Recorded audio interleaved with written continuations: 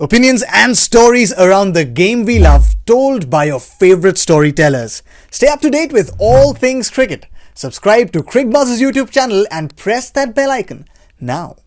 Let's start with West Indies against Bangladesh, Joy. It'll be an opportunity for Bangladesh to say, yes, we didn't do well to start the tournament with, but here's a team. We can just put a little banana peel out there and let them do the rest.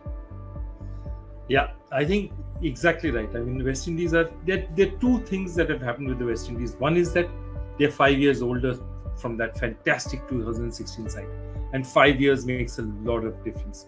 And the kind of young players that they have, none of them, if you notice, are in the batting department.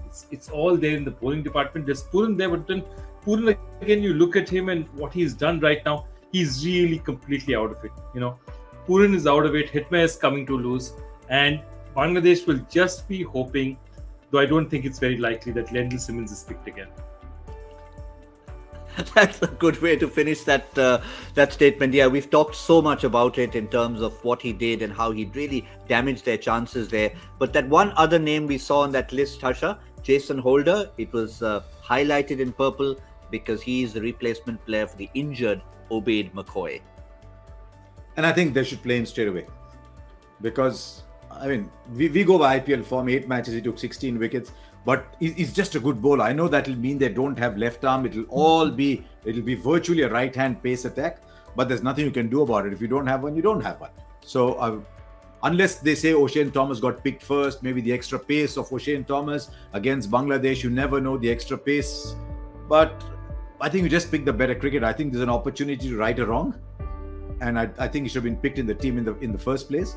So he just slots in straight away. He could even go in and bat at 5, Let Pollard continue 6 and continue 7. If they think Puran's not quite pulling his weight, they can leave out Puran, play Fletcher as the wicket keeper, and play Gale 3, Hetmeyer 4, even Holder 5.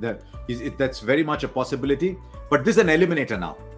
This game is already an eliminator. This is not such a long tournament with the double headers, in terms of days. Because if you lose 3 games, that means the best you can do is 4 points.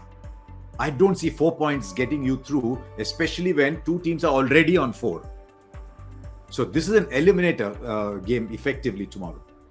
Yeah, I think it's probably, if we look deeper into it, it's probably more than just effectively. 4 points, I mean, also remember, the 2 teams who are on 4 are going to play each other. So one will go to 6 definitely, correct. One will go to 6 definitely. So it's going to be highly unlikely that you're going to see anyone on 4 possibly qualifying. So Bangladesh, West Indies, look sharp. It's going to be a very, very big game indeed. And Jason Holder, to finish off from Enjoy, we saw what the impact he had in these similar conditions for Hyderabad. And if he can do that for Hyderabad, he should be able to slot into the West Indies side just as easily. I think he does, and I think that's the point. That this is a side that's obviously not got something right. Okay, if they play Jason Holder, look, they have all-rounders. They have Pollard is bowling a couple of overs, Russell's bowling a couple of overs. If they can get their team together, the other thing was that their spin didn't really work. Okay, and that's something they need to think about. There is a distinct possibility you might see Jason Holder. You might see Jason Holder and O'Shane Thomas both play, because they might just go with somebody with raw pace against them, and yet Jason Holder may be able to slot in the first 5, because I think he does a lot of stuff for them, which is very, very useful. I mean, he can definitely give you 3-4 overs. He can float. So, if you need pace and you've got wickets in hand, you go with Russell, you float Jason Holder. Look what Steve Smith did today. I mean, batted at less than a run a ball for most of his innings. But Steve Smith's job was just to be at one end while somebody else destroyed stuff in the other end. And I think Jason Holder can fulfill that role as well. And he can whack it. It's not that he can't whack it. Yeah, they could leave out Hayden Walsh. Just given that Bangladesh are a better team against spin. So they will have that dilemma. It is Sharjah, yet Bangladesh play spin well, but Bangladesh would prefer Hayden Walsh to an O'Shane Thomas coming at 145. So I think that's fairly a likelihood to get both Jason Holder and O'Shane Thomas into that side. Whether or not Puran stays is a matter of the management. For Bangladesh, do they need to make any changes? Because they haven't had the greatest outing since they've somehow managed to squeeze through the qualifiers. Litton Das is one worry for them in terms of form up the order, even though in the first over in the last game he showed that he can be in form. Shomo Shorkar is the one that they've left out. And he can be an impact player, not just with bat, Joy. He can chip in with the ball. I like Shomo Shorkar, but I think they're too invested in Litton. Litton gives them something which I think they believe in him as a batsman, as somebody who can destroy up the order. And they feel that he's a more attacking player than Shomo Shorkar.